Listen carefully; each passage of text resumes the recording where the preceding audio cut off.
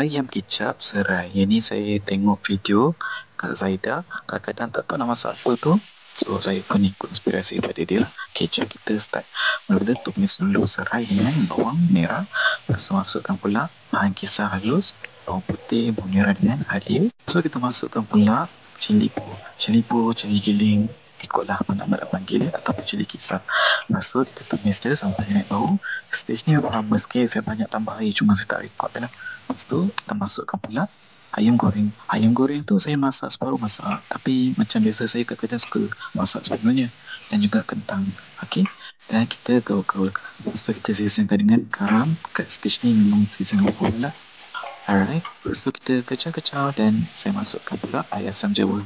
Kalau ikut pilih rasa, kena masuk asam keping, tapi tak ada asam keping, ikut je lah. Lepas tu masukkan pula kicap manis. Dia sebenarnya kena masuk kicap pekat sekali, dan bukan tak ada kicap pekat, kita masuk je kicap manis tu. Lepas tu kita kacau-kacau. Lepas tu masukkan pula air. Kalau ikutkan, kali dia memang macam dalam merah sikit kan. Kalau nak cantik hitam, memang kena letak kicap pekat.